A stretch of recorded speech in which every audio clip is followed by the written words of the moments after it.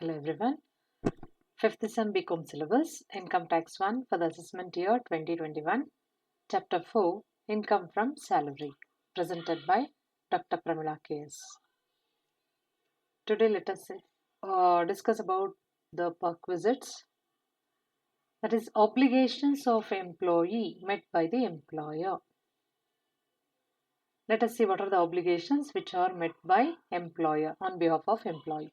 First one, life insurance premium paid by the employer on behalf of employee. Insurance premium okay. ಕೆಲವೊಂದು perquisites ಹೇಗೆ ಅಂತಂದರೆ, employee ಕಟ್ಟುವಂಥ expenses ಇದನ್ನೆಲ್ಲ employee ಪರವಾಗಿ ಬೇರ್ ಮಾಡ್ತಾರೆ. ಆ ಥರದ್ದೆಲ್ಲ ಯಾವ್ದು ಅಂತ ನೋಡೋಣ. ಒಂದು ಲೈಫ್ ಇನ್ಶೂರೆನ್ಸ್ ಪ್ರೀಮಿಯಂ ಎಂಪ್ಲಾಯೀಸ್ ಪರವಾಗಿ ಎಂಪ್ಲಾಯರ್ ಪೇ ಮಾಡಿದ್ರೆ ಅದು ಪರ್ಕ್ವಿಸಿಟ್ ಆಗುತ್ತೆ. Next, income tax paid by the employer on behalf of employee.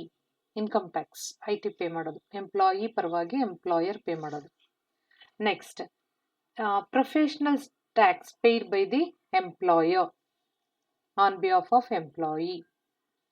Next, gas, electricity, water supply connection is taken in the name of employee, but bills of these supplies are paid by employer. Employee ಹೆಸರಲ್ಲಿ water bill, electricity bill, gas ಎಲ್ಲ ಇದೆ, but ಅದನ್ನ pay ಮಾಡ್ತಾರದು ಯಾರು ಅಂದರೆ employer. ಅದಕ್ಕೆ bill ಎಲ್ಲ pay ಮಾಡ್ತಾರೆ. Next, domestic servant is appointed by the employee but salary is paid by the employer.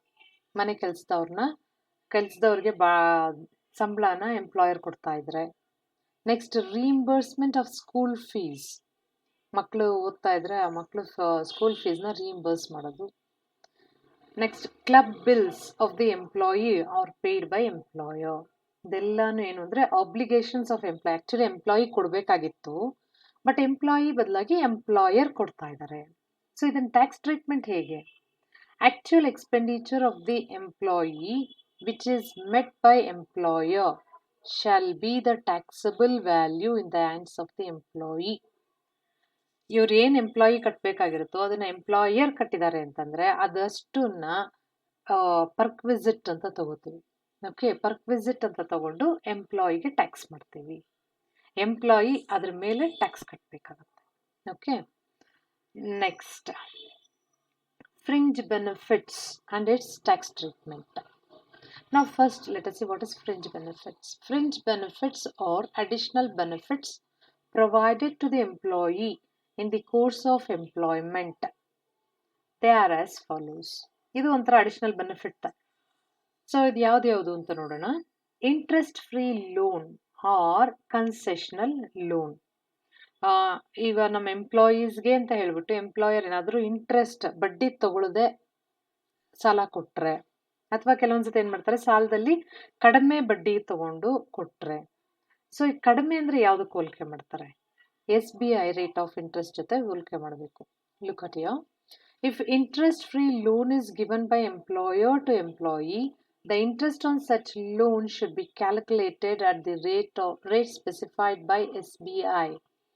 The interest amount so calculated should be taxed as perquisite in the hands of the employee. SBI ಏನು ನಿರ್ಧಾರ ಮಾಡಿರ್ತಾರೆ ಆ ಪ್ರಕಾರ interest ಅಮೌಂಟನ್ನು calculate ಮಾಡಬೇಕು. ಆ interest ಅಮೌಂಟನ್ನು ಪರ್ಕ್ವಿಸಿಟ್ ಅಂತ ತಗೊಂಡು ಟ್ಯಾಕ್ಸ್ ಮಾಡ್ತೀವಿ. ಇವಾಗ ಕೆಲವೊಂದ್ಸತಿ ಏನು ಹೇಳಿದೆ, ಇವಾಗಲೇ ಕನ್ಸೆಷನಲ್ ರೇಟಲ್ಲಿ ಕೊಟ್ಬಿಟ್ಟಿರ್ತಾರೆ, ಅಂದರೆ ಸ್ವಲ್ಪ ಕಡಿಮೆ ರೇಟಲ್ಲಿ. SBIಗಿರೋಂಥ ಕಡಿಮೆ ರೇಟ್ ಕೊಟ್ಟಾಗ ಅವಾಗ ಡಿಫ್ರೆನ್ಸ್ ಏನು ರೇಟ್ ಬೀಳ್ತಿದೆ ಅದನ್ನು ಮಾತ್ರ ತಗೊಂಡು ಟ್ಯಾಕ್ಸ್ ಮಾಡ್ತೀವಿ.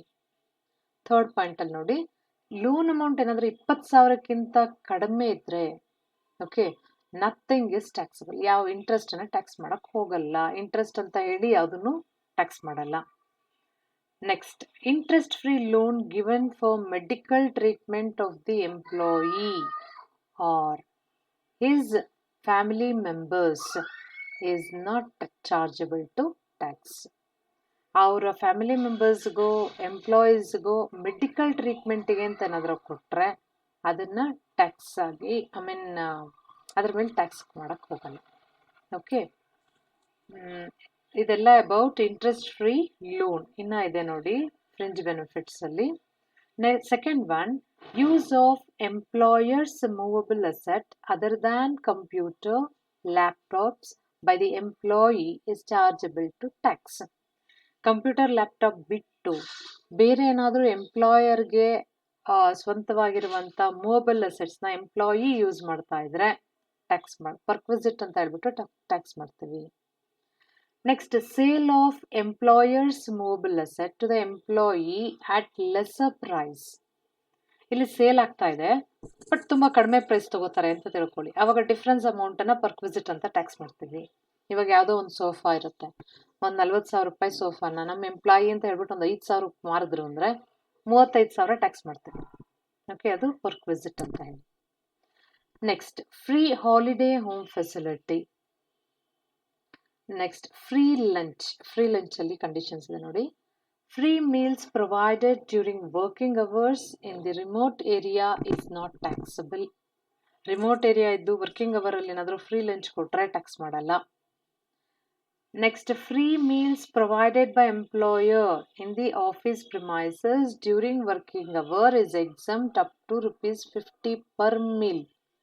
ವರ್ಕಿಂಗ್ ಅವರ್ಸಲ್ಲಿ ಫ್ರೀ ಲಂಚ್ ಅಂತ ಏನಾದರೂ ಪ್ರೊವೈಡ್ ಮಾಡಿದಾಗ ₹50 ಒಂದು ಊಟಕ್ಕೆ ಎಕ್ಸಮ್ಟ್ ಮಾಡ್ತೀವಿ. ಅದಕ್ಕಿಂತ ಜಾಸ್ತಿ ಇದ್ದರೆ, ಇವಾಗ ₹70, ₹80 ಒಂದು ಊಟ ಅವರು ಅಂತ ಅಂದರೆ ಅವಾಗ ₹50ವರೆಗೆ ಎಕ್ಸಮ್ಟ್ ಮಾಡಿ ಮಿಕ್ಕಿದ್ದನ್ನು ಟ್ಯಾಕ್ಸ್ ಮಾಡಿ.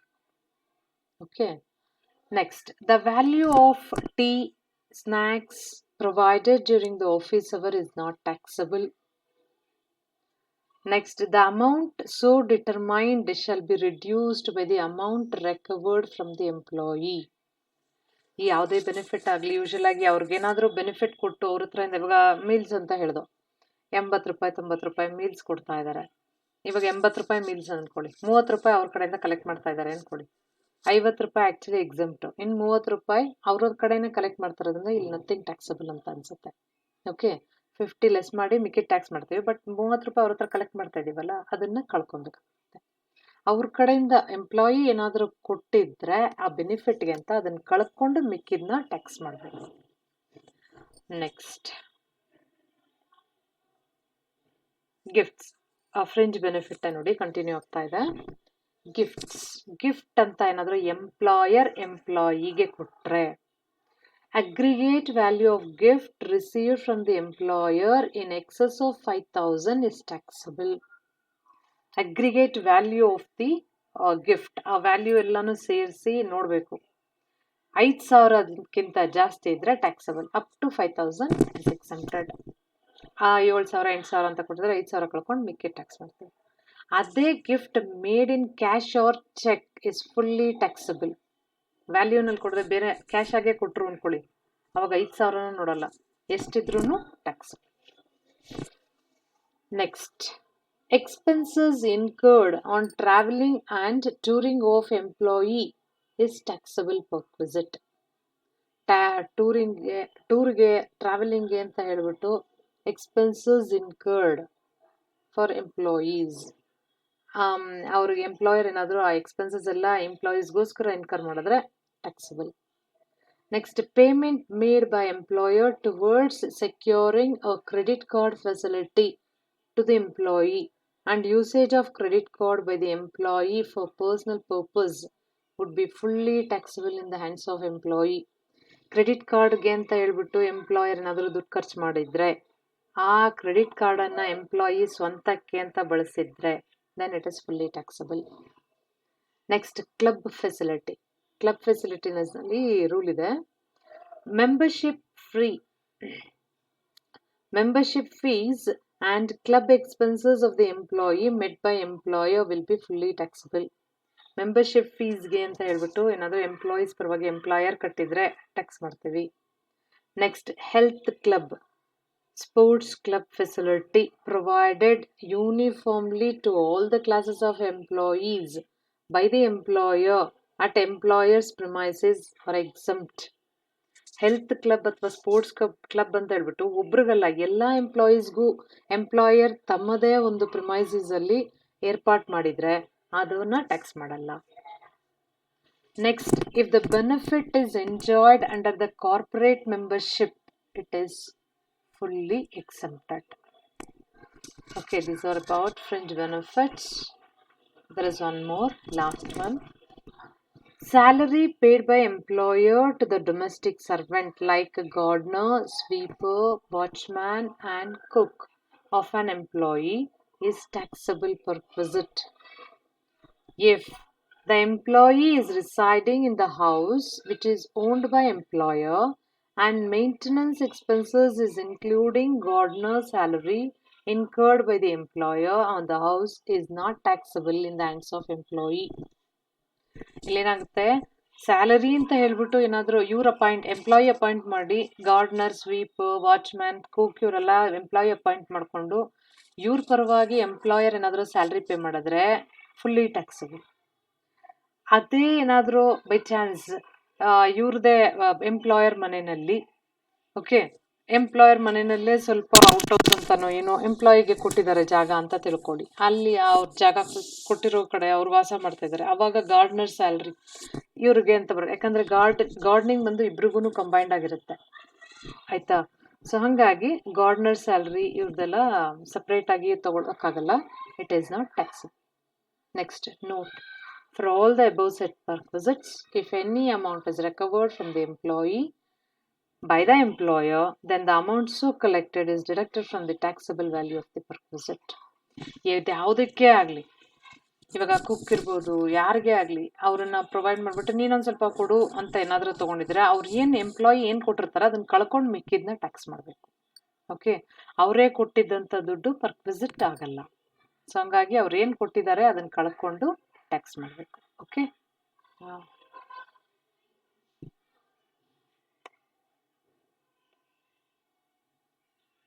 Thank you.